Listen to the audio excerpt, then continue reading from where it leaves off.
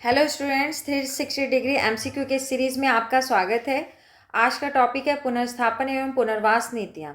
इससे पहले बहुत सारा वीडियो आ चुका है। अगर आप बुक कंप्लीट करना चाहते हैं 360 डिग्री एमसीक्यू तो आप हम लोग के साथ बुक कंप्लीट कर सकते हैं। आज का टॉपिक है पुनर्स्थापन एवं पुनर्वास नीतियाँ 2008। क्वेश्चन पढ़िए, झारखंड की प्रथम पुनर्स्थापन एवं पुनर्वास नीति कब लागू किया गया? इसका आंसर है ए 2008। झारखंड की पुनर्स्थापन एवं पुनर्वास नीति को प्रकाशित झारखंड सरकार के गजट में 25 जुलाई 2008 को किया गया था।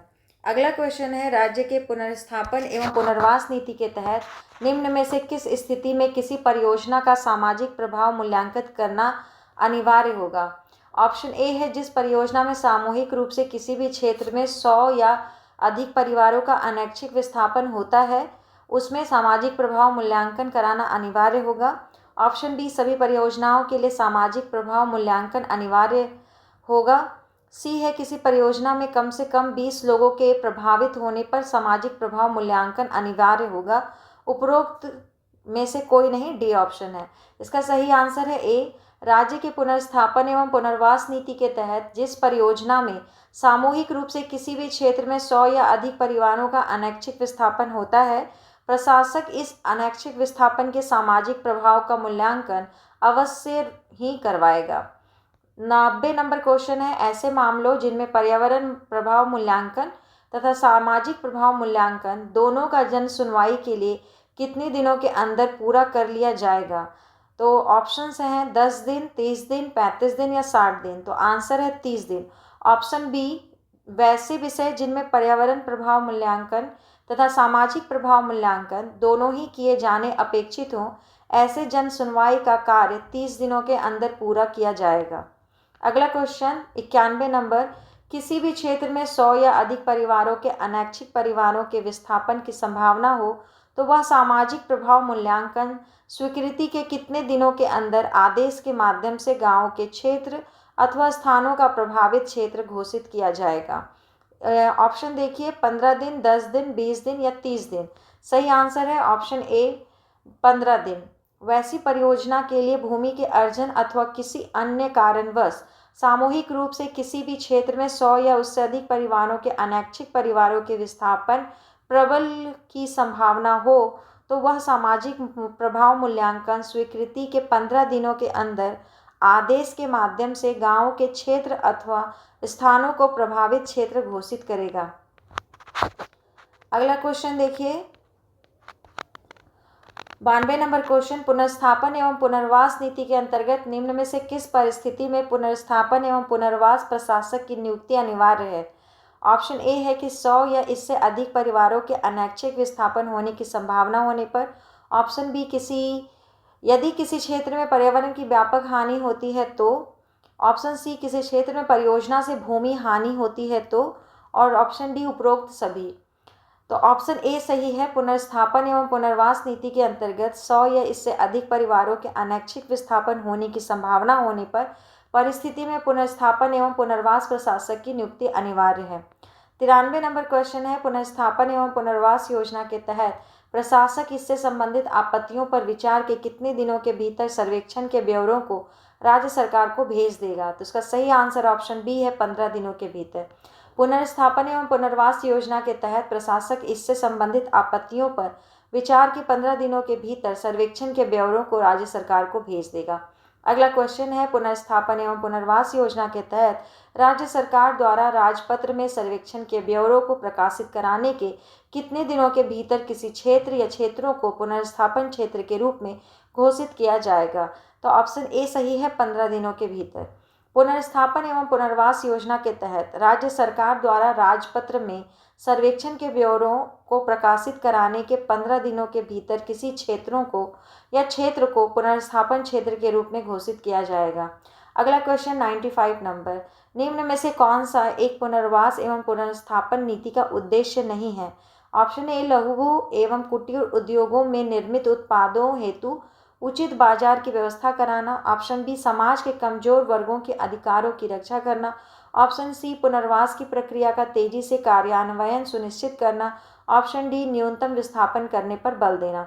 इसका सही आंसर ऑप्शन डी है, पुनर्स्थापन एवं पुनर्वास नीति 2008 के अनुसार जहां तक हो न्यूनतम विस्थापन पर बल देना आवश्यक है। समाज के कमजोर वर्गों के अधिकारों की रक्षा करना तथा पुनर्वास की प्रक्रिया को तेजी से क्रियान्वयन सुनिश्चित करना है।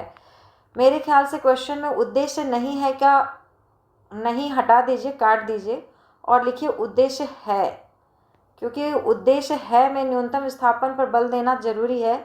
और सी भी ठीक है कि पुनर्वास की प्रक्रिया का तेजी से कार्यान्वयन सुनिश्चित करना भी इसका काम है। और बी समाज के कमजोर वर्गों के अधिकारों की रक्षा करना भी इसका काम है। लेकिन ऑप्शन ए जो है लघु एवं कुटीर उद्योगों में निर्मित उत्पादों हेतु उचित बाजार की व्यवस्था करना, इस पर्टिकुलर का तो काम नहीं है, तो क्वेश्चन गलत है ये। ठीक है, इतना देख के चलिए। अगला है पुनर्स्थापन एवं पुनर्वास नीति के तहत कम से कम किस स्तर के अधिकारी को पुनर्स्थापन एवं पुनर्वास प्रशासक के रूप में नियुक्त किया जाएगा। तो इसका आंसर डी सही है, उपायुक्त। पुनर्स्थापन एवं पुनर्वास नीति के तहत कम से कम उपायुक्त स्तर तक के अधिकारी को पुनर्स्थापन एवं पुनर्वास प्रशासक के रूप में नियुक्त किया जाएगा। 97 नंबर क्वेश्चन, पुनर्स्थापन एवं पुनर्वास योजना के तहत घोषणा के कितने दिनों के अंदर सर्वेक्षण पूरा किया जाना अनिवार्य है। तो ऑप्शन बी सही है, 60 दिनों के अंदर। पुनर्स्थापन एवं पुनर्वास योजना के अंतर्गत किए जाने वाले प्रत्येक सर्वेक्षण को उद्घोषणा की तारीख से 60 दिन की अवधि के भीतर पूरा किया जाना चाहिए। पूरा बुक को हम लोग कंप्लीट कर रहे हैं जिसका नाम है 360 डिग्री MCQ। ठीक है, 98 नंबर क्वेश्चन देखिए, पुनर्स्थापन एवं पुनर्वास के दौरान ऐसे प्रत्येक एकल परिवार के लिए वास्तविक आवासीय भूमि की सीमा तक ग्रामीण क्षेत्रों में 10 डेसिमल या शहरी क्षेत्रों में कितना डेसिमल आवास के लिए बिना किसी लागत के आवंटित की जाएगी। तो डी सही है, 5 डेसिमल। अगर कोई गांव में ज़मीन लेता है तो 10 डेसिमल और उसको शहर में मिलता है तो 5 डेसिमल।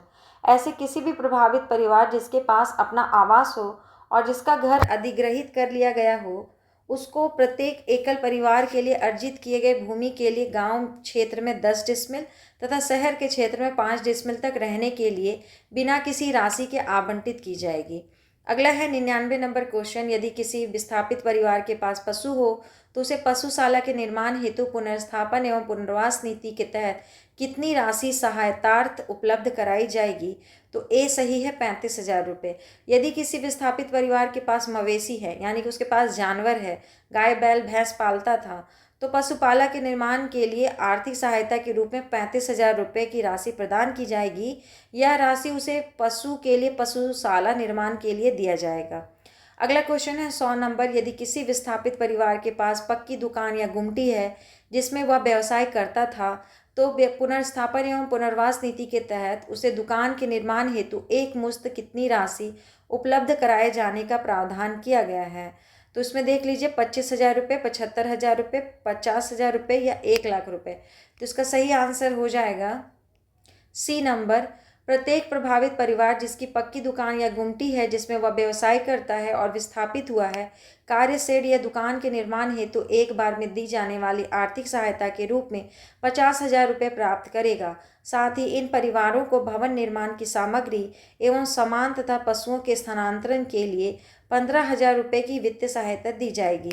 यानी कि एक सामान जो उन लोगों का घर का है वो एक जगह से दूसरे जगह ले जाने के लिए 15,000 रुपये ट्रांसपोर्टेशन के लिए दिया जाएगा। 101 पुनर्स्थापन एवं पुनर्वास योजना के तहत की गई किसी घोषणा को कम से कम कितने समाचार पत्रों में प्रकाशित किया जाना अनिवार्य है। तो इसका ए आंसर सही है, 3। पुनर्स्थापन एवं पुनर्वास योजना के तहत की गई प्रत्येक घोषणा को 3 दैनिक समाचार पत्रों में प्रकाशित किया जाएगा, जिसमें से 2 हिंदी भाषा के होंगे जिनका प्रचलन गाँव में या उन क्षेत्रों में होता हो जिनके प्रभावित होने की प्रबल संभावना है। अगला क्वेश्चन 102 पुनर्स्थापन एवं पुनर्वास नीति 2008 के अनुसार राज्य स्तरीय पुनर्स्थापन एवं पुनर्वास परिषद का अध्यक्ष कौन होगा। तो राज्य स्तर में मुख्यमंत्री स्वयं होंगे। राज्य स्तर पर पुनर्स्थापन एवं पुनर्वास परिषद का अध्यक्ष मुख्यमंत्री होता है, जो कि पुनर्स्थापन और पुनर्वास समिति के क्रियाकलाप के संबंध में परामर्श, समीक्षा एवं अनुश्रवण का काम करेगा। अगला क्वेश्चन पुनर्स्थापन एवं पुनर्वास योजना के तहत की गई किसी घोषणा को कम से कम कितने हिंदी समाचार पत्रों में प्रकाशित किया जाना अनिवार्य है? तो ऑप्शन बी है 2।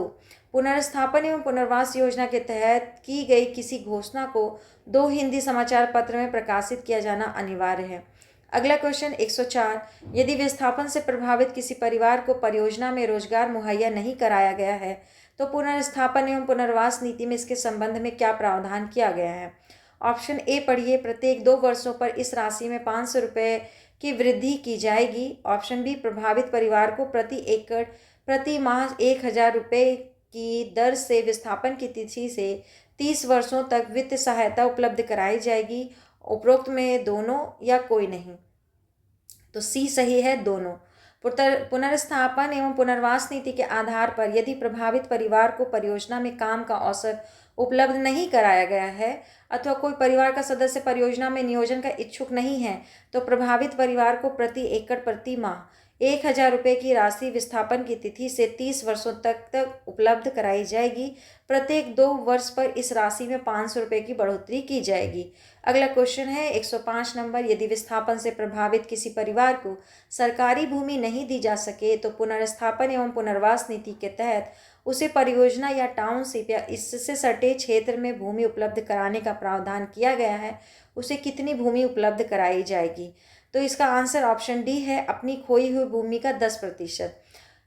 व्याख्या देखिए, पुनर्स्थापन एवं पुनर्वास नीति 2008 के आधार पर प्रत्येक ऐसे प्रभावित परिवार जिसे सरकारी जमीन नहीं उपलब्ध किया जा सके अथवा प्राप्त नहीं हुआ, भूमि अर्जन के कारण खोई भूमि का 1/10वां अंश यानी कि 10% प्रस्तावित परियोजना या टाउनशिप या इसके सटे हुए क्षेत्र में प्राप्त कर सकेंगे। 106 नंबर क्वेश्चन, पुनर्स्थापन एवं पुनर्वास नीति 2008 के अनुसार वैसे प्रभावित परिवार जिनके भूमि का अधिग्रहण किया गया हो, अर्जनकारी निकाय एक एकल परिवार के कम से कम कितने अर्हता प्राप्त व्यक्ति को अनिवार्य रूप से परियोजना में रोजगार उपलब्ध कराना सुनिश्चित करेगा? तो इसका आंसर है 1। एक परिवार से कम 1 जन को नौकरी देगा। पुनर्स्थापन एवं पुनर्वास नीति 2008 के आधार पर प्रत्येक ऐसे प्रभावित परिवार जिनके जमीन का अधिग्रहण किया गया हो, अर्जनकारी निकाय एकल परिवार के एक अर्हता प्राप्त व्यक्ति को अवश्य रूप से परियोजना में रोजगार उपलब्ध कराना सुनिश्चित करेगा। 107 नंबर क्वेश्चन, पुनर्स्थापन एवं पुनर्वास नीति 2008 के अनुसार अर्जनकारी निकाय द्वारा अनैच्छिक रूप से विस्थापित परिवारों को विस्थापन की तारीख से 1 वर्ष की अवधि के लिए प्रति माह कितने दिनों की न्यूनतम कृषि मजदूरी के बराबर मासिक जीविका भत्ता प्रदान किया जाएगा? उसका आंसर है डी, 25 दिन। 1 महीने के 25 दिन। ठीक है। पुनर्स्थापन एवं पुनर्वास नीति के आधार पर अर्जनकारी निकाय के द्वारा अनैच्छिक रूप से विस्थापित परिवारों को विस्थापन की तिथि से 1 वर्ष की अवधि के लिए प्रत्येक माह 25 दिनों की न्यूनतम कृषि मजदूरी के बराबर मासिक जीविका भत्ता प्रदान करेगा। ठीक है। अब अगला क्वेश्चन देखिए, 108 नंबर क्वेश्चन, पुनर्स्थापन एवं पुनर्वास नीति 2008 के अनुसार अर्जनकारी निकाय राज्य सरकार द्वारा किए गए निर्णय के अनुसार परियोजना स्थल की परिधि के कितने किलोमीटर के आसपास के भौगोलिक क्षेत्र के विकास हेतु उत्तरदायी होगा? तो उसका आंसर है ए, 15 किलोमीटर। पुनर्स्थापन एवं पुनर्वास नीति 2008 के आधार पर अर्जनकारी निकाय राज्य सरकार द्वारा किए गए निर्णय के अनुसार परियोजना स्थल की परिधि के 15 किलोमीटर के आसपास के भूक्षेत्र के उन्नति हेतु उत्तरदायी होगा तथा इसके कार्यक्षेत्र के सटे हुए क्षेत्रों के सामाजिक आर्थिक उन्नति में भूमिका प्रदान करेगा। यानी कि अगर कोई कहीं पर फैक्ट्री लगाता है तो उसका 15 किलोमीटर का रेडियस ले लीजिए चारों तरफ, वो उसको क्या करेगा? डेवलप करेगा। ठीक है। अगला क्वेश्चन, प्रत्येक परियोजना जिसमें किसी क्षेत्र में सामूहिक रूप से 100 या इससे अधिक परिवारों का विस्थापन हुआ हो तो शिकायत निवारण तंत्र परियोजना स्तर पर पुनर्स्थापन और पुनर्वास समिति का गठन किया जाएगा। इस समिति का अध्यक्ष निम्न में से किस स्तर के अधिकारी के नीचे नहीं हो सकता? ठीक है। तो इसका सही आंसर है बी, अनुमंडल पदाधिकारी। हर एक परियोजना जिसमें किसी क्षेत्र में सामूहिक रूप से 100 या इससे अधिक परिवारों का अनैच्छिक विस्थापन होता है, इसमें सरकार प्रभावित परिवारों के पुनर्स्थापन और पुनर्वास योजना के क्रियान्वयन के निगरानी व समीक्षा के लिए अनुमंडल पदाधिकारी जिसको SDO से यह किसी सरकारी अधिकारी की अध्यक्षता में एक कमेटी का गठन करेगी। इसे पुनर्स्थापन और पुनर्वास समिति कहा जाएगा। अगला क्वेश्चन है, प्रत्येक जिले में राज्य सरकार परियोजना स्तर पर पुनर्स्थापना और पुनर्वास समितियों के अंतर्गत आने वाले मामलों को छोड़कर जिले में प्रभावित परिवारों के पुनर्स्थापन और पुनर्वास के कार्य की प्रगति की निगरानी एवं समीक्षा के लिए निम्न में से किसकी अध्यक्षता में एक स्थायी पुनर्स्थापन और पुनर्वास समिति गठित करेगी? तो इसका सही आंसर है उपायुक्त। जिला स्तर पर उपायुक्त। हर एक जिले में राज्य सरकार परियोजना स्तर पर पुनर्स्थापन और पुनर्वास समितियों के अंतर्गत आने वाले सभी विषयों को छोड़कर जिले में प्रभावित परिवारों के पुनर्स्थापन और पुनर्वास के कार्य की प्रगति की निगरानी व समीक्षा के लिए उपायुक्त की अध्यक्षता में एक स्थायी पुनर्स्थापन और पुनर्वास समिति गठित करेगी। अगला क्वेश्चन है, उन सभी मामलों जिनके लिए पुनर्स्थापन एवं पुनर्वास नीति 2008 लागू होता है से संबंधित पुनर्स्थापन और पुनर्वास योजनाओं के कार्यान्वयन की प्रगति की समीक्षा तथा निगरानी करने के लिए निम्न में से किसकी अध्यक्षता में राज्य स्तरीय अनुश्रवण समिति गठित की जाएगी? तो इसका आंसर है ए, विकास आयुक्त। वैसे सभी मामलों जिनके लिए पुनर्स्थापन एवं पुनर्वास नीति लागू होती है से संबंधित पुनर्स्थापन और पुनर्वास स्कीमों या योजनाओं के क्रियान्वयन की प्रगति की समीक्षा तथा देखरेख करने के लिए विकास आयुक्त की अध्यक्षता में राज्य स्तरीय अनुश्रवण कमेटी गठित की जाएगी। अगला क्वेश्चन है, झारखंड भूमि अर्जन पुनर्वासन और पुनर्व्यवस्थापन उचित प्रतिकार और पारदर्शिता का अधिकार नियमावली 2015 के अनुसार किसी भी जिले में बहुफसलीय सिंचित क्षेत्र का कितने प्रतिशत से ज़्यादा जमीन अर्जित नहीं किया जाएगा? तो इसका आंसर है 2%। ऐसे भी कहा गया है कि कहीं भी जहाँ बहुफसल लगता है, साल में 1 से 2 बार फसल लग जाता है, वैसा ज़मीन को तो पहले इस टाइप का में देना ही नहीं है। अगर दिया भी जा रहा है तो 2% से ज़्यादा नहीं दिया जा सकता है, क्योंकि वहाँ से अगर अनाज उपजता है तो लोग उसको खाते हैं, तो वैसे भूमि पे फैक्ट्री लगाने का कोई मतलब बनता है नहीं। झारखंड भूमि अर्जन पुनर्वास और पुनर्स्थापन उचित प्रतिकार और पारदर्शिता का अधिकार नियमावली 2015 के आधार पर ऐसे किसी भी जिले में बहुफसलीय सिंचित भू क्षेत्र को 2% से ज़्यादा जमीन अर्जित नहीं की जा सकती है। अगला है, झारखंड की पुनर्स्थापन एवं पुनर्वास नीति कुल कितने अध्याय में विभाजित है? तो आंसर है सी मतलब 9। झारखंड की पुनर्स्थापन एवं पुनर्वास नीति में कुल 9 अध्याय में विभाजित है। अगला क्वेश्चन है 114 नंबर, पुनर्स्थापन एवं पुनर्वास नीति 2008 के अनुसार पुनर्स्थापन और पुनर्वास प्रशासक के सर्वेक्षण और सिफारिशों के ब्यौरों के प्राप्त होने की तारीख से कितने दिनों के भीतर राज्य सरकार सर्वेक्षण के अंतिम ब्यौरों को शासकीय राजपत्र में प्रकाशित कर देगी? तो इसका सही आंसर है बी, 30 दिन। पुनर्स्थापन और पुनर्वास नीति 2008 के आधार पर पुनर्स्थापन एवं पुनर्वास प्रशासक के सर्वेक्षण और सिफारिशों के ब्यौरों के प्राप्त होने की तारीख से 30 दिनों के भीतर राज्य सरकार सर्वेक्षण के अंतिम ब्यौरों को शासकीय राजपत्र में प्रकाशित कर देगी। 115 नंबर क्वेश्चन, पुनर्स्थापन एवं पुनर्वास नीति 2008 के अनुसार यदि प्रभावित अनुसूचित जनजाति, अनुसूचित जाति या अन्य पिछड़े वर्ग के परिवारों को जिले के बाहर पुनर्स्थापित किया गया है तो पुनर्स्थापन एवं पुनर्वास लाभ कितने प्रतिशत से अधिक मौद्रिक रूप में दिया जाएगा? तो इसका सही आंसर है बी, 25%। पुनर्स्थापन एवं पुनर्वास नीति 2008 के अनुसार प्रति प्रभावित अनुसूचित जनजाति, अनुसूचित जाति या अन्य पिछड़े वर्ग के परिवारों को जिले के बाहर पुनर्स्थापित किया गया है तो पुनर्स्थापन एवं पुनर्वास का लाभ 25% से अधिक मौद्रिक रूप में दिया जाएगा। अगला क्वेश्चन 116 नंबर, केंद्र या राज्य सरकार की किसी सार्वजनिक उपक्रम परियोजना के अतिरिक्त अन्य किसी व्यावसायिक परियोजना के मामले में प्रभावित परिवारों के बीच परियोजना की वार्षिक शुद्ध आय का कितना प्रतिशत मौद्रिक रूप में वितरित किया जाना पुनर्स्थापन एवं पुनर्वास नीति में सुनिश्चित किया गया है? तो इसका आंसर है 1%। यानी कि कोई भी फर्म जो साल भर में कमाता है उसका जो प्रॉफिट है उसमें से 1% उसको उन लोगों को वितरित करना पड़ेगा जिनसे जमीन लिया था। केंद्र या राज्य सरकार के सार्वजनिक उपक्रम एजेंसी की परियोजनाओं को छोड़कर, मतलब जो केंद्र या राज्य सरकार चला रही है वैसी परियोजना में नहीं मिलता है, उसको छोड़कर अन्य व्यावसायिक परियोजनाओं के मामले में परियोजना इकाई की वार्षिक शुद्ध आय का 1% प्रभावित परिवारों के बीच मौद्रिक रूप से वितरित किया जाएगा। यह राशि वार्षिक आर्थिक परिणाम की घोषणा के 3 माह के अंदर वितरित किया जाएगा। ठीक है। अगला है 117 नंबर क्वेश्चन, पुनर्स्थापन एवं पुनर्वास नीति के तहत अनुसूचित जाति या जनजाति परिवारों से भूमि अर्जन के किसी भी मामले में भूमि का कब्जा लेने से पूर्व उन्हें प्रतिकर का कितना प्रतिशत प्रथम किस्त के रूप में अदा करना अनिवार्य है? तो इसका सही आंसर है 1/3। यानी कि जब वो जा रहे हैं, उनका ज़मीन लिया जा रहा है, तभी 1/3 पैसा उनको पेमेंट करना पड़ेगा। प्रभावित परिवारों से भूमि अर्जन किए जाने के किसी भी मामले में उन्हें प्राप्त प्रतिकार की राशि का 1/3 प्रारंभ में प्रथम किस्त के रूप में अदा किया जाएगा और शेष राशि जमीन पर कब्जा लेने के समय उपलब्ध कराई जाएगी। अगला क्वेश्चन, झारखंड में प्रत्यार्पण एवं पुनर्वास नीति 2009, इसको पढ़िए।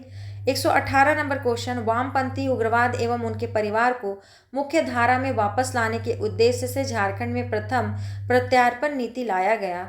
आंसर है 2001। वामपंथी उग्रवादी एवं इनके परिवार को धारा में वापस लाने के उद्देश्य से झारखंड का प्रथम प्रत्यार्पण नीति को 2001 में बनाया गया था। ठीक है। अब अगला क्वेश्चन, प्रत्यार्पण एवं पुनर्वास नीति 2009 के उद्देश्य निम्न में से क्या हैं? तो पहला पढ़ते हैं, इस नीति का उद्देश्य वामपंथी उग्रवादियों के प्रत्यार्पण को प्रोत्साहित करना है। दूसरा है प्रत्यार्पण कर चुके उग्रवादियों को समाज की मुख्य धारा से जोड़ते हुए उनके लिए वैकल्पिक रोजगार की व्यवस्था एवं आर्थिक सहायता उपलब्ध कराना है। तो दोनों आंसर ए और बी सही है। ठीक है। 120 नंबर, प्रत्यार्पण एवं पुनर्वास नीति 2009 के तहत उग्रवादी के प्रत्यार्पण को स्वीकार करने हेतु गठित स्क्रीनिंग समिति का अध्यक्ष कौन होता है? तो इसका सही आंसर है जिला पुलिस अधीक्षक। ठीक है। बी नंबर आंसर इसका सही है। राज्य सरकार की प्रत्यार्पण एवं पुनर्वास नीति 2009 के आधार पर हर एक उग्रवादी के प्रत्यार्पण को स्वीकार करने के संबंध में निर्णय या स्क्रीनिंग समिति द्वारा लिया जाएगा। इस कमेटी के अध्यक्ष जिला पुलिस अधीक्षक होंगे एवं अन्य सदस्य के रूप में जिला दंडाधिकारी तथा अपर पुलिस महानिदेशक विशेष शाखा द्वारा एक एक अधिकारी मनोनीत किए जाएंगे। अगला है 121 नंबर, प्रत्येक जिला में लिखा है प्रत्यार्पण होगा। प्रत्येक जिला में प्रत्यार्पण करने वाले उग्रवादियों के लिए गठित पुनर्वास समिति का अध्यक्ष कौन होता है? इसका आंसर है जिला दंडाधिकारी। प्रत्येक जिला में प्रत्यार्पण करने वाले उग्रवादियों के लिए गठित पुनर्वास समिति का अध्यक्ष जिला दंडाधिकारी होता है। 122 नंबर क्वेश्चन, जिला पुनर्वास समिति द्वारा सूत्रण किए गए प्रत्यार्पित उग्रवादी के लिए पुनर्वास पैकेज को निम्न में से किसके माध्यम से राज्य सरकार के पास अनुशंसा के लिए भेजा जाएगा? तो आंसर डी सही है, पुलिस महानिदेशक। झारखंड राज्य के प्रत्यार्पण एवं पुनर्वास नीति 2009 के अनुसार जिला पुनर्वास समिति द्वारा सूत्रण किए गए प्रत्यार्पित उग्रवादी के लिए पुनर्वास पैकेज को पुलिस महानिदेशक के माध्यम से राज्य सरकार के पास अनुशंसा के साथ भेजा जाएगा। अगला क्वेश्चन है, प्रत्यार्पण एवं पुनर्वास नीति 2009 के तहत दी जाने वाली पुरस्कार राशि को उग्रवादी संगठन में स्थान के आधार पर कितनी श्रेणियों में विभाजित किया गया है?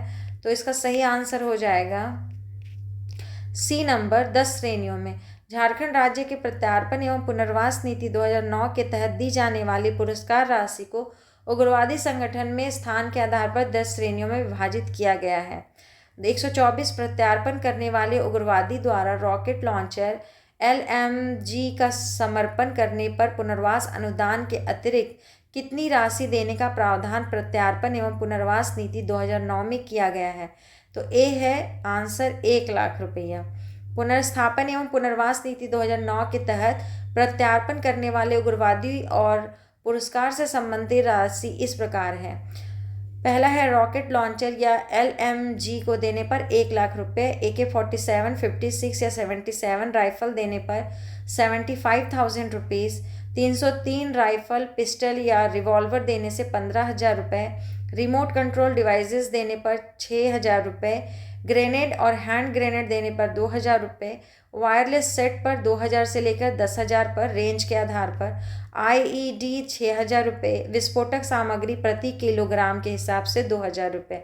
125 नंबर क्वेश्चन, प्रत्यार्पण एवं पुनर्वास नीति 2009 के तहत किसी प्रत्यार्पण करने वाले उग्रवादी को निम्न में से क्या सुविधाएं प्रदान किया जाता है? तो पहला है कि पुनर्वास अनुदान के रूप में 2,50,000 रुपये, 3,000 रुपये प्रति माह की वृद्धि पर 1 वर्ष तक और गृह निर्माण हेतु अधिकतम 50,000 रुपये की राशि। ऑप्शन बी है उग्रवाद एवं उसके परिवार को निःशुल्क चिकित्सा की सुविधा, उग्रवादी को तथा उसके पुत्र पुत्रियों को मैट्रिक तक निःशुल्क शिक्षा। तो ऑप्शन सी सही है। पुनर्वास अनुदान के रूप में 2.5 लाख रुपये, 3,000 रुपये प्रति माह की वृद्धि पर 1 वर्ष तक और गृह निर्माण हेतु 50,000 रुपये अधिकतम। उग्रवाद एवं उसके परिवार को निःशुल्क चिकित्सा की सुविधा, उग्रवादी को तथा उसके पुत्र पुत्रियों को मैट्रिक तक का निःशुल्क शिक्षा। 126 प्रत्यार्पण एवं पुनर्वास नीति 2009 के तहत कितनी राशि पुनर्वास अनुदान के रूप में प्रदान किए जाने का प्रावधान किया गया है। तो ऑप्शन देख लीजिए और आंसर हो जाएगा झारखंड राज्य के प्रत्यार्पण एवं पुनर्वास नीति 2009 के तहत 2.5 लाख रुपए पुनर्वास अनुदान के रूप में प्रदान किए जाने का प्रावधान किया गया है, जिसमें 50,000 रुपये का भुगतान तत्काल प्रत्यार्पण के उपरांत किया जाएगा तथा शेष 2 लाख रुपए का भुगतान 2 बराबर किस्तों में होगा, जिसकी पहली किस्त 1 वर्ष के बाद तथा दूसरी किस्त 2 वर्ष के बाद प्रत्यार्पित उग्रवादी की गतिविधियों की छानबीन विशेष शाखा द्वारा किए जाने के बाद दी जाएगी।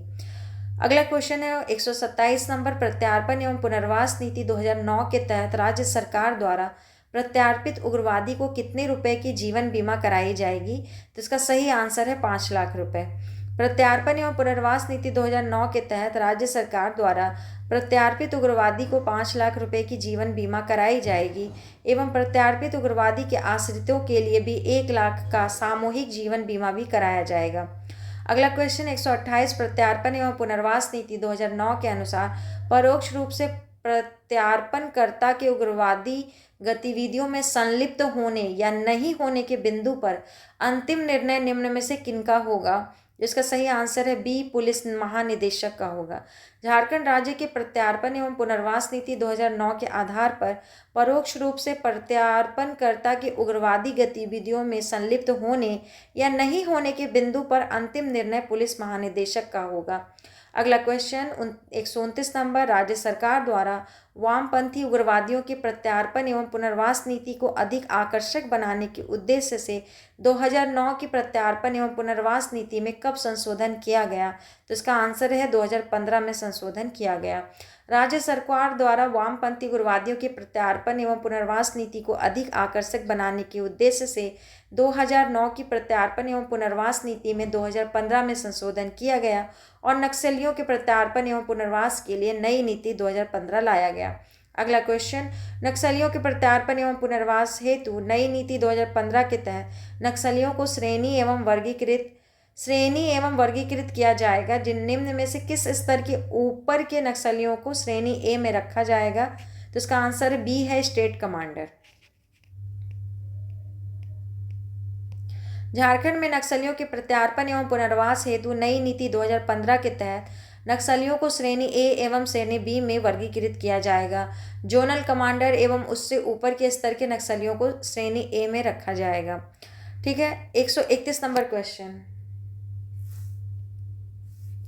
नक्सलियों के प्रत्यार्पण एवं पुनर्वास हेतु नई नीति 2015 के तहत किसी प्रत्यार्पण करने वाले श्रेणी ए के अंदर आने वाले उग्रवादी को मिलने वाली सुविधाओं के संबंध में कौन सा कथन असत्य है। पहला है पुनर्वास अनुदान के रूप में कुल रुपए 5 लाख का भुगतान किया जाएगा। बी है 10,000 रुपये प्रति माह की वृद्धि पर 1 वर्ष तक व्यावसायिक प्रशिक्षण दिया जाएगा। सी है प्रत्यार्पित नक्सलियों अथवा उनके बच्चों को स्नातक स्तर की शिक्षा ग्रहण करने हेतु अधिकतम रुपये 25,000 का वार्षिक भुगतान किया जाएगा। तो इसका ऑप्शन बी जो है वो गलत है। ठीक है। पुनर्वास अनुदान के रूप में कुल रुपए 5 लाख का भुगतान किया जाएगा। 5,000 रुपये प्रति माह की वृद्धि पर 1 वर्ष तक व्यावसायिक प्रशिक्षण दिया जाएगा। प्रत्यार्पित नक्सलियों अथवा उनके बच्चों को स्नातक स्तर की शिक्षा ग्रहण करने हेतु अधिकतम रुपये 25,000 का वार्षिक भुगतान किया जाएगा। अगला क्वेश्चन 132 क्वेश्चन नक्सलियों के प्रत्यार्पण एवं पुनर्वास हेतु नई नीति 2015 के तहत कितनी राशि पुनर्वास अनुदान के रूप में प्रत्यार्पित श्रेणी बी के उग्रवादी को प्रदान किए जाने का प्रावधान है। अगर कौन सा श्रेणी पूछ रहा है, बी श्रेणी का पूछ रहा है, तो उसका आंसर भी बी हो जाएगा, 2.5 लाख रुपए। नक्सलियों के प्रत्यार्पण एवं पुनर्वास हेतु नई नीति 2015 के तहत रुपये 2.5 लाख राशि पुनर्वास अनुदान के रूप में प्रत्यार्पित श्रेणी बी के उग्रवादी को प्रदान किए जाने का प्रावधान है। ठीक है, ए वाले को 5 लाख रुपए मिला, बी को 2.5 लाख, जस्ट हाफ। नक्सलियों के प्रत्यार्पण एवं पुनर्वास हेतु नई नीति 2015 के तहत कर्तव्य निर्वाह के दौरान उग्रवादी गतिविधियों में मारे गए पुलिसकर्मियों व सरकारी सेवकों के आश्रितों को सरकार द्वारा कितने रुपए की अनुग्रह राशि प्रदान की जाएगी? तो इसका सही आंसर है ऑप्शन सी, 10 लाख रुपए। झारखंड के नक्सलियों के प्रत्यार्पण एवं पुनर्वास हेतु नई नीति 2015 के तहत कर्तव्य निर्वाह के दौरान उग्रवादी गतिविधियों में मारे गए पुलिसकर्मियों व सरकारी सेवकों के आश्रितों को सरकार द्वारा 10 लाख रुपए की अनुग्रह राशि प्रदान की जाएगी। अगला क्वेश्चन है 134 नंबर। नक्सलियों के प्रत्यार्पण एवं पुनर्वास हेतु नई नीति 2015 के तहत उग्रवादी गतिविधियों के दौरान मारे जाने वाले केंद्रीय अर्धसैनिक बल के कर्मी के आश्रितों को केंद्र सरकार द्वारा रुपए कितने मिलते हैं? 7.5 लाख रुपए की अनुग्रह राशि प्रदान की जाती है। राज्य में प्रतिनिधि युक्त ऐसे कर्मियों को झारखंड सरकार द्वारा कितने रुपए की अनुग्रह राशि प्रदान की जाएगी? तो 2.5 लाख रुपए। सेंट्रल गवर्नमेंट 7.5 लाख रुपए दे रही थी, अब यहाँ का जो स्टेट गवर्नमेंट है वो 2.5 लाख दे देगी, तो कंप्लीट 10 लाख हो जाएगा। ठीक है, 10 लाख कंप्लीट करने की ही सोच के ऐसा किया गया था। झारखंड के नक्सलियों के प्रत्यार्पण एवं पुनर्वास हेतु नई नीति 2015 के तहत उग्रवादी गतिविधियों के दौरान मारे जाने वाले केंद्रीय अर्धसैनिक बल के कर्मी के आश्रितों को केंद्र सरकार द्वारा 7.5 लाख रुपए की राशि प्रदान की जाती है। राज्य में प्रतिनिधि युक्त ऐसे कर्मियों को झारखंड सरकार द्वारा 2.5 लाख रुपए की अनुग्रह राशि प्रदान की जाती है, ताकि उग्रवादी गतिविधियों में मारे जाने वाले राज्य कर्मियों की भांति ही इन्हें एक समान अनुग्रह राशि के रूप में 10 लाख रुपए प्राप्त हो सके। ठीक है, अगला क्वेश्चन है 135 नंबर। झारखंड राज्य में शौर्य पुरस्कारों से अलंकृत सैनिकों को नगद पुरस्कार, जमीन के बदले नगद राशि एवं वार्षिक एन्युटी के बदले एक मुश्त राशि का भुगतान किया जाता है। ऐसे में एक परमवीर चक्र विजेता को कितनी राशि प्रदान की जाएगी? तो आंसर है बी, 30 लाख रुपए।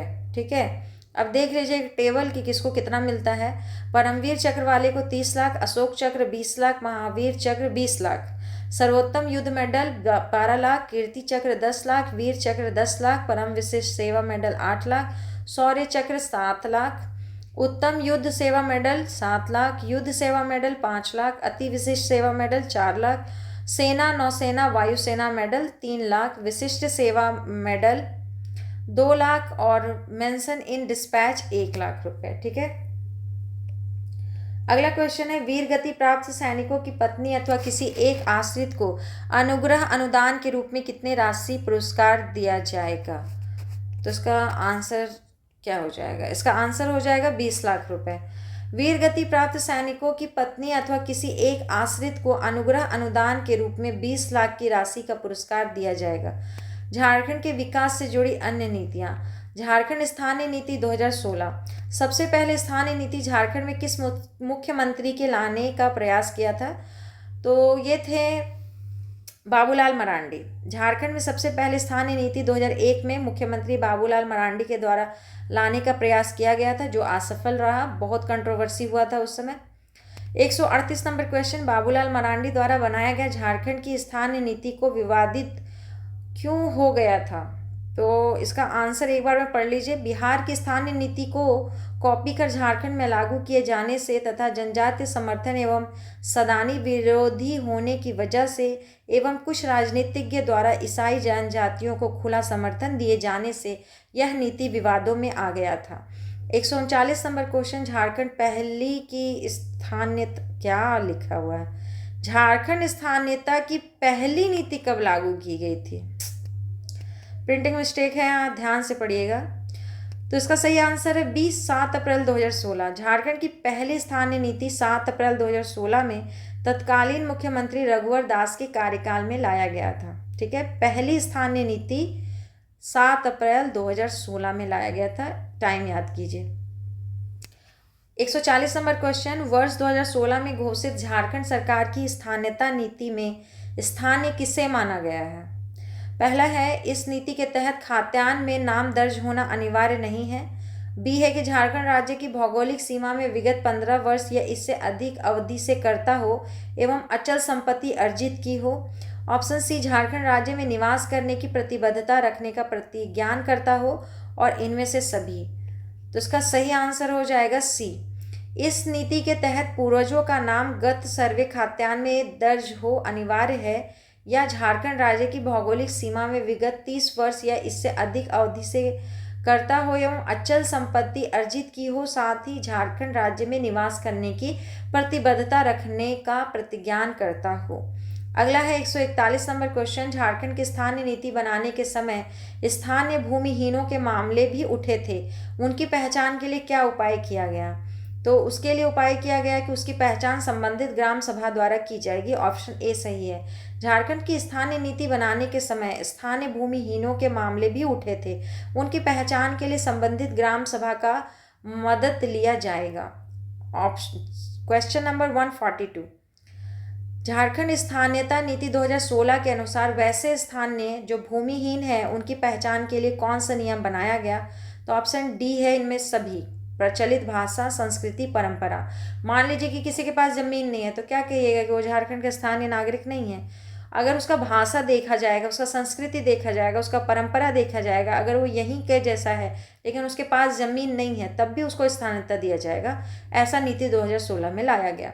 झारखंड स्थानीयता नीति 2016 के अनुसार वैसे स्थानीय जो भूमिहीन है उनकी पहचान के लिए प्रचलित भाषा, संस्कृति एवं परंपरा को बनाया गया था आधार। 147 नंबर क्वेश्चन। झारखंड में अभी तक स्थानीय नीति स्पष्ट रूप से विवादित नहीं, कोई भी विवादित ना हो, अभी तक नहीं बन पाई, उसका कारण क्या है? आपसे कारण पूछ रहा है। वर्गीय सोच, एक पक्षीय निर्णय, नेताओं में व्यवहारिक अनुभवों की भारी अभाव, इनमें सभी। तो सही आंसर इनमें से सभी हो जाएगा।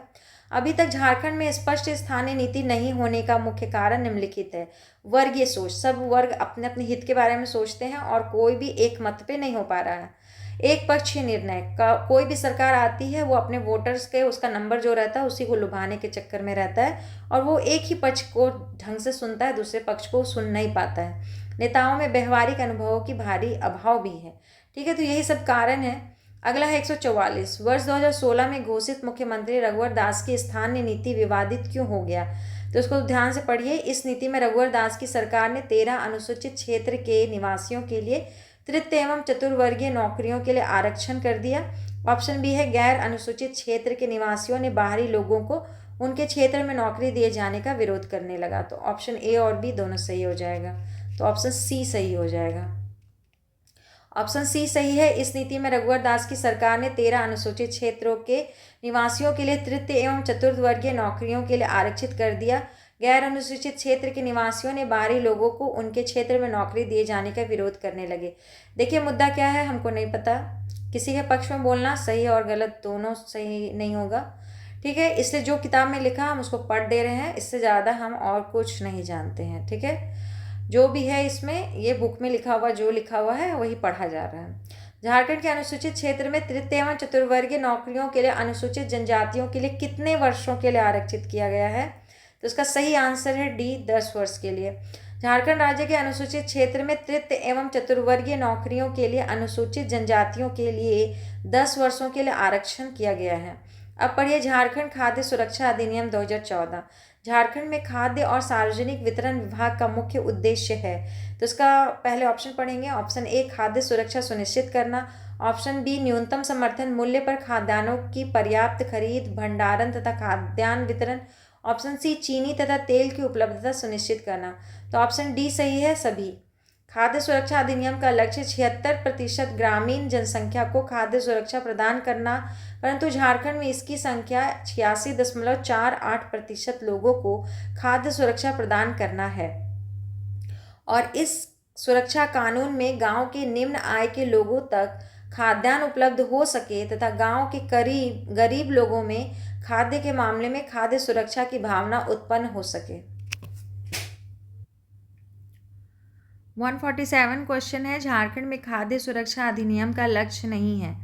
तो ऑप्शन ए है कि गांव के गरीब लोगों तक खाद्य उपलब्ध हो सके। ऑप्शन बी, राज्य के ग्रामीण आबादी के 68.48% लोगों को खाद्य सुरक्षा प्रदान करना। ये डाटा यहाँ पे गलत है। ऑप्शन सी, गांव के गरीब लोगों में खाद्य के मामले में असुरक्षा की भावना उत्पन्न ना हो सके, इनमें से सभी।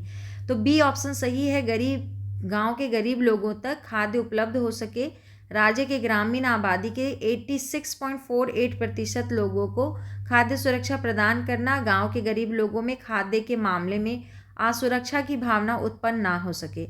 अगला क्वेश्चन है, जन वितरण प्रणाली के अंतर्गत 5 अलग अलग किस्म की श्रेणियों में लाभुकों को लाभ दिया जाता था, लेकिन खाद्य सुरक्षा अधिनियम लागू हो जाने के बाद इन श्रेणियों को हटाकर राज्य में अब निम्न में से किसका श्रेणी बनाया गया है? ऑप्शन है अंत्योदय, ऑप्शन बी प्राथमिकता समूह, ऑप्शन सी दोनों, ऑप्शन डी इनमें से कोई नहीं। तो इसमें सही आंसर ऑप्शन सी है। जन वितरण प्रणाली के अंतर्गत 5 अलग अलग किस्म की श्रेणियों में लाभुकों को लाभ दिया जाता था, लेकिन खाद्य सुरक्षा अधिनियम लागू हो जाने के बाद इन श्रेणियों को हटाकर राज्य में अब अंत्योदय एवं प्राथमिकता समूह को श्रेणी बनाया गया है। अगला क्वेश्चन है, अंत्योदय श्रेणी के अंतर्गत प्रति माह प्रति परिवार कितने किलो अनाज देना निश्चित किया गया है? इसका सही आंसर सी है, 35 किलो। अंत्योदय श्रेणी के अंतर्गत प्रति माह प्रति परिवार को 35 किलो अनाज देना निश्चित किया गया है। 150 नंबर क्वेश्चन, प्राथमिकता समूह के अंतर्गत प्रति माह परिवार के प्रति व्यक्ति को कितने किलो अनाज देना निश्चित किया गया है? तो ऑप्शन ए सही है, 5 किलो। प्राथमिकता समूह के अंतर्गत प्रति माह परिवार के प्रति व्यक्ति को 5 किलो अनाज देना निश्चित किया गया है। 151 नंबर क्वेश्चन, खाद्य सुरक्षा अधिनियम के अंतर्गत भारत सरकार राज्यों को चावल 3 रुपये प्रति किलो, गेहूं 2 रुपये प्रति किलो तथा मोटे अनाज 1 रुपये प्रति किलो देती है। झारखंड में पहले से ही गरीबों को 1 रुपये प्रति किलो की दर से चावल उपलब्ध कराती थी। ऐसे में झारखंड सरकार को क्या निर्णय लिया? तो इसका सही आंसर है कि ऑप्शन सी, अतिरिक्त राशि का वहन राज्य सरकार अनुदान के रूप में करेगी। ठीक है, इसको समझिए। झारखंड में जन वितरण प्रणाली पीडीएस के अंतर्गत अंत्योदय, बीपीएल एवं अतिरिक्त बीपीएल को 1 रुपये प्रति किलो की दर से चावल उपलब्ध कराया जाता रहा है। ऐसे में राष्ट्रीय खाद्य सुरक्षा अधिनियम के अंतर्गत 3 रुपये की दर से चावल उपलब्ध कराने पर लाभार्थियों को नुकसान होता है। इन बातों को ध्यान में रखकर राज्य सरकार ने चावल एवं गेहूं की दर 1 रुपये किलो ही रखने का निर्णय लिया है। इसके लिए अतिरिक्त राशि का वहन राज्य सरकार सब्सिडी के रूप में करेगी। 152 नंबर क्वेश्चन, झारखंड में खाद्य सुरक्षा कानून से राज्य की कितनी जनता लाभान्वित होती है? तो इसका ऑप्शन डी सही है, 2,65,00,000। व्याख्या देखिए, झारखंड राज्य में खाद्य सुरक्षा कानून से राज्य का कुल आबादी के 80.16% लोगों को खाद्य सुरक्षा से जोड़ा जाएगा, जो कि 2.65 करोड़ लोग होते हैं। इस अधिनियम के अंतर्गत झारखंड की 86.48% ग्रामीण जनसंख्या तथा 60.20% शहरी जनसंख्या को इस योजना से जोड़ा जा चुका है। 153 नंबर क्वेश्चन, झारखंड में खाद्य सुरक्षा अधिनियम के क्रियान्वयन में सबसे बड़ी चुनौती है? ऑप्शन ए बिचौलिया, ऑप्शन बी दुकानदारों के खोटे बटखरे, ऑप्शन सी चूहों द्वारा खाद्यान्न की बर्बादी और ऑप्शन डी उपयुक्त सभी। तो इसका सही आंसर है उपयुक्त सभी। झारखंड में खाद्य सुरक्षा अधिनियम के क्रियान्वयन में सबसे बड़ी चुनौती निम्नलिखित है: बिचौलिया, दुकानदारों के खोटे बटखरे यानी कि बटखरा कम रहता है, चूहों द्वारा खाद्यान्न की बर्बादी। 154 नंबर क्वेश्चन, लाभुकों तक खाद्यान्न उपलब्ध कराने के लिए बिचौलियों से मुक्ति के लिए बढ़ावा दिया जा रहा है। तो पढ़िए, अनुश्रवण पर आधारित निगरानी को बढ़ावा दिया जा रहा है। ऑप्शन बी जन सहभागिता पर आधारित निगरानी को बढ़ावा दिया जा रहा है। ऑप्शन सी आधुनिक तकनीक का उपयोग किया जा रहा है और ऑप्शन डी उपयुक्त सभी। तो इसका ऑप्शन डी सही है, अनुश्रवण पर आधारित निगरानी को बढ़ावा, जन सहभागिता पर आधारित निगरानी को बढ़ावा और आधुनिक तकनीक का उपयोग किया जा रहा है। 155 नंबर, खाद्यान्न सुरक्षा हेतु झारखंड सरकार ने निम्न में से किसका गठन किया है? तो इसका आंसर है सी, अनाज आयोग। झारखंड सरकार ने खाद्य सुरक्षा कानून के संबंध में शिकायतों एवं सुझावों के लिए राज्य खाद्य आयोग का गठन किया है। 156 नंबर क्वेश्चन, खाद्य सुरक्षा अधिनियम के संबंध में कौन सा कथन असत्य है? ऑप्शन ए, इस योजना के अंतर्गत लाभुक परिवारों को राशन कार्ड दिए जाएंगे। ऑप्शन बी, किसी परिवार से 18 वर्ष या इससे अधिक उम्र की महिला नहीं होने की स्थिति में महिला सदस्य के नाम पर ही राशन कार्ड जारी किया जाएगा। ये गलत है, क्योंकि अगर महिला 18 साल से कम ही की है, उससे ज़्यादा नहीं है, तो पुरुष के नाम पर राशन कार्ड बन जाता है। ऑप्शन बी गलत है। ऑप्शन सी, यह प्रावधान किया गया है कि 18 वर्ष या इससे अधिक उम्र की 6 महिलाओं को परिवार के मुखिया के रूप में मान्यता दी जाएगी। ऑप्शन डी, इनमें सभी सही हैं। तो इसका सही ऑप्शन बी है कि ऑप्शन बी थोड़ा गलत था कि इस योजना के अंतर्गत लाभुक परिवारों को राशन कार्ड दिए जाएंगे। किसी परिवार से 18 वर्ष या इससे अधिक उम्र की महिला नहीं होने की स्थिति में महिला सदस्य के 18 वर्ष आयु पूरी होने तक पुरुष सदस्य के नाम से कार्ड जारी किया जा सकेगा। यह प्रावधान किया गया है कि 18 वर्ष या इससे अधिक उम्र की 6 महिलाओं को परिवार के मुखिया के रूप में मान्यता दिया जाएगा। 157 नंबर क्वेश्चन, समय एवं सुरक्षित तरीकों से खाद्यान्न पहुंचाने के लिए निम्न में से कौन सा कदम उठाया जा रहा है? तो इसका सही आंसर डी है, सभी। तो सभी पढ़ लीजिए। ऑप्शन ए, गोदामों का निर्माण किया जा रहा है, सतर्कता समितियों का गठन किया जा रहा है, राशन के ट्रक दुकान तक पहुंचाने की व्यवस्था एवं पंचायत प्रतिनिधियों को पूर्व सूचना देना। तो इसका व्याख्या देखिए, झारखंड सरकार द्वारा ऐसी प्रणाली विकसित की जा रही है जिसके अंतर्गत राशन के ट्रक पहुंचने के दौरान क्षेत्र के सभी पंचायत प्रतिनिधियों को SMS से सूचना चली जाएगी। पंचायती राज प्रतिनिधियों को भी इस मामले में विशेष अधिकार दिए गए हैं। साथ ही झारखंड के राज्य, जिला तथा प्रखंड स्तर पर सतर्कता समितियों का भी गठन किया गया है। 65 वर्ष से अधिक उम्र वाले BPL परिवार के लिए इस नियम में क्या व्यवस्था की गई है? तो ऑप्शन पढ़िए, 10 किलो चावल मुफ्त, 50 पैसे किरोसिन तेल देना। ऑप्शन ए और बी दोनों। तो ये सी सही है, ऑप्शन ए और बी दोनों। 25 सितंबर 2014 में झारखंड में खाद्य सुरक्षा लागू हो जाने के बाद 2017 से 18 के बजट में यह व्यवस्था की गई है कि 65 साल से अधिक उम्र वाले BPL परिवार को 10 किलो चावल मुफ्त में तथा लाभुकों को 50 पैसे लीटर केरोसिन तेल उपलब्ध कराया जाएगा। अगला क्वेश्चन है, अनुदानित दर पर खाद्यान्न के अलावा गर्भवती एवं स्तनपान कराने वाली महिलाओं बच्चे के जन्म से 6 माह तक को आंगनबाड़ी केंद्रों के माध्यम से दिया जाएगा। क्या दिया जाएगा? ऑप्शन ए, मुफ्त भोजन। ऑप्शन बी, मातृत्व लाभ के रूप में 6,000 रुपये। ऑप्शन सी, 6 माह से 6 वर्ष तक के बच्चों को स्थानीय आंगनबाड़ी केंद्रों के माध्यम से निःशुल्क भोजन। ऑप्शन डी, इनमें सभी। ऑप्शन डी, इनमें सभी होगा। अनुदानित दर पर खाद्यान्न के अलावा गर्भवती एवं स्तनपान कराने वाली महिलाओं को बच्चे के जन्म से 6 माह तक को आंगनबाड़ी केंद्रों के माध्यम से दिया जाएगा जो निम्नलिखित है। मुफ्त भोजन, मातृत्व लाभ के रूप में 6,000 रुपये, 6 माह से 6 वर्ष तक बच्चों को स्थानीय आंगनबाड़ी केंद्रों के माध्यम से निःशुल्क भोजन भी दिया जाएगा। अब अगला क्वेश्चन है 160 नंबर क्वेश्चन, झारखंड में खाद्य सुरक्षा के संबंध में निम्न में से किससे जिले शिकायत निवारण पदाधिकारी के रूप में नामित किया गया है? तो ऑप्शन डी, अपर समाहर्ता पदाधिकारी। झारखंड में खाद्य सुरक्षा अधिनियम के अंतर्गत अपर समाहर्ता पदाधिकारी को जिला शिकायत निवारण पदाधिकारी के रूप में नामित किया जाता है। अगला है झारखंड सेवा अधिकार अधिनियम 2011। झारखंड में नागरिकों के लिए सेवा का अधिकार कानून क्यों बनाया गया? तो ए ऑप्शन है कि सरकारी विभागों में नागरिकों के काम समयबद्ध नहीं होते थे। ऑप्शन बी, सरकारी कार्यालयों में नागरिकों के काम अटके रहते थे। ऑप्शन सी, सरकारी कार्यालयों में नागरिकों को रिश्वत देकर काम करने के लिए मजबूर होना पड़ता था। ऑप्शन डी, इनमें से सभी। तो इनमें सभी। झारखंड के हर नागरिक को सरकारी विभागों में कई तरह के काम पड़ते हैं। ऐसे में काम समयबद्ध तरीके से और बिना किसी परेशानी तथा बिना किसी रिश्वत के नागरिकों के काम पूरा हो, इसके लिए झारखंड राज्य सेवा का अधिकार कानून राइट टू सर्विस एक्ट 2011 बनाया गया ताकि कार्य प्रणाली में सरलता आ सके। 162 नंबर क्वेश्चन, नागरिकों को सेवा पाने की गारंटी राइट टू सर्विस की अवधारणा है। तो ऑप्शन ए, नागरिकों के कार्य समय पर हो जाए, नागरिकों के कार्य में किसी तरह का अडंगा नहीं लगे। ऑप्शन सी है कि कार्य करवाने के एवज में नागरिकों को रिश्वत नहीं देना पड़े। तो सभी आंसर सही है, डी लगा दीजिए, उपरोक्त सभी कथन सत्य हैं। 163 नंबर क्वेश्चन, झारखंड में सेवा का अधिकार कानून के अंतर्गत लगभग कितने किस्म की सेवाएं आ चुकी हैं? तो इसमें ऑप्शन सी सही है, 175। सेवा का अधिकार कानून 2011 में अब तक इसके अंतर्गत लगभग 175 किस्म की ऐसी सेवाएं आ चुकी हैं जो राज्य सरकार के विभागों से संबंधित हैं।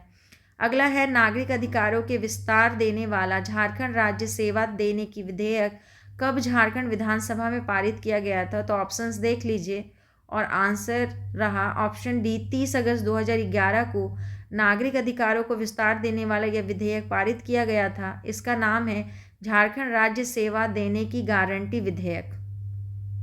अगला क्वेश्चन, 165 नागरिकों को समयबद्ध सेवा देने की शुरुआत 1991 में सर्वप्रथम सिटीजन चार्ट के रूप में हुई थी? Option D, England. नागरिकों को समयबद्ध सेवा देने की शुरुआत 1991 ईस्वी में इंग्लैंड में सिटीजन चार्टर के रूप में हुई थी। इसके बाद नई दिल्ली में 1997 में सिटीजन चार्टर के रूप में हुई थी। इसके बाद नई दिल्ली में 1997 में सभी राज्यों के मुख्यमंत्रियों के साथ प्रधानमंत्री की बैठक में सभी राज्यों एवं केंद्रीय स्तर पर सिटीजन चार्टर बनाने का निर्णय हुआ था। 166 नंबर, राइट टू सर्विस कानून सर्वप्रथम किस राज्य में बनाया गया था? तो ऑप्शन बी, मध्य प्रदेश। 1997 में सिटीजन चार्टर के बाद राइट टू सर्विस की परिकल्पना आई। सर्वप्रथम मध्य प्रदेश ने यह कानून बनाया था 1997 में। नहीं, 1997 में सिटीजन चार्टर एक्ट के बाद आया था। 167 सिटीजन चार्टर की अपेक्षा राइट टू सर्विस कानून ज़्यादा महत्वपूर्ण कैसे है? तो ऑप्शन 20 का सही है। सिटीजन चार्टर के अंतर्गत नागरिकों के पास कोई स्पष्ट कानूनी अधिकार नहीं होता। व्याख्या देखिए, झारखंड में सिटीजन चार्टर की अपेक्षा राइट टू सर्विस कानून ज़्यादा महत्वपूर्ण है। सिटीजन चार्टर केवल विभाग का स्वयं निर्धारित अनुशासन है। इसे लागू कराने के लिए नागरिक के पास कोई स्पष्ट कानूनी अधिकार नहीं होता है, लेकिन राइट टू सर्विस में इसे नागरिक को अधिकार का दर्जा मिल जाता है। अगला क्वेश्चन, 167 नंबर, झारखंड राज्य का अधिकार कानून 2011 के संबंध में कौन सा कथन असत्य है? ऑप्शंस पढ़िए। पहला ऑप्शन है प्रत्येक काम के लिए एक पदाधिकारी को सेवा अधिकारी के तौर पर जिम्मेदार बनाया गया है। ऑप्शन बी, किसी भी सेवा के लिए आवेदन जमा करने पर इसकी पावती रसीद नहीं मिलेगी। ऑप्शन सी, अगर आवेदन जमा करने के समय आवश्यक दस्तावेज संलग्न नहीं किया गया हो तो उसकी जानकारी संबंधित सेवा अधिकारी द्वारा नागरिक को दी जाएगी। इनमें से सभी।